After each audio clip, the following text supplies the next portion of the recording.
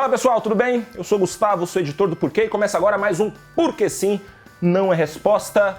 Bom gente, teve porrada, tiro, bomba, greve, pressão de sindicato, grupo de interesse, associação de classe, tacaram fogo em ministério, escambau, mas a reforma trabalhista já tá valendo. O discurso predominante nos protestos era o de nenhum direito a menos aos mais pobres, uma preocupação legítima. O Brasil é um país ainda de muitos pobres e são justamente eles quem mais sofrem numa crise, mas você já perguntou aos dados o que eles pensam sobre isso? Quem são os principais atingidos pelas mudanças na CLT?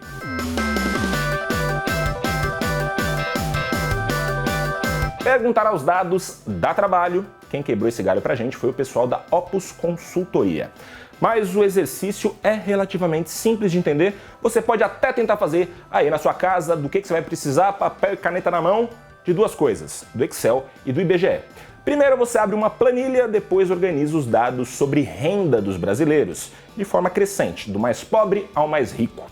Aí você divide esses dados em 5 grupos do mesmo tamanho, cada uma dessas partes representando 20% da população brasileira. Desse jeito você consegue isolar, identificar quem são os brasileiros 20% mais pobres e quem são os 20% mais ricos do país. Beleza, segura.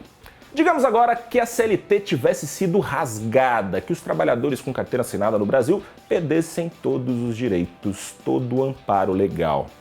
Quem seria mais afetado por essas mudanças? Os 20% mais pobres, é claro? É claro que não. Nesse gráfico estão os dados de desemprego e informalidade do Brasil, agrupados em cada uma dessas 5 faixas de renda, lembra que a gente separou lá no Excel, com o IBGE, papapá? Cada uma dessas 5 faixas de renda, o desemprego e a informalidade. O que a gente vê aí? Que a imensa maioria da base da pirâmide social brasileira não tem nem carteira assinada. Entre os 20% mais pobres, 61% estão na informalidade e 24% desempregados, ou seja, 85% dos mais pobres fora da CLT. No topo da pirâmide, entre os 20% mais ricos do Brasil, apenas 16% são informais e só 3% sem emprego, sobram aí 80% com carteira assinada. De acordo, portanto, com os dados, a probabilidade de você ser atingido pelas alterações na CLT é bem maior se você estiver entre os trabalhadores menos vulneráveis do Brasil, aqueles que estão no topo da pirâmide. É aquela velha história.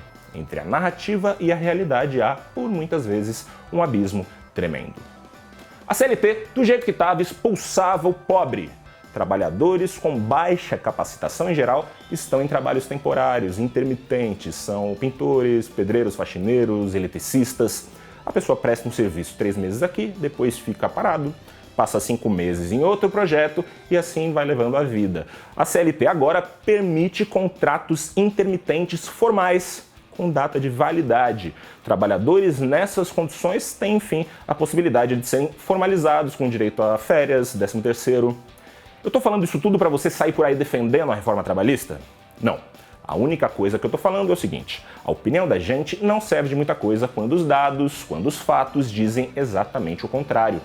E se você é contra as mudanças da CLT, porque isso vai ferrar com a vida do mais pobre necessariamente, então você precisa mudar de argumento. Não sou eu que digo isso, são os dados.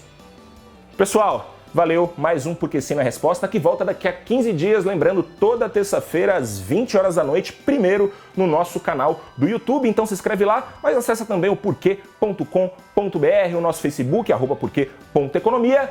Vamos nos falando e nos vemos daqui a 15 dias. Valeu!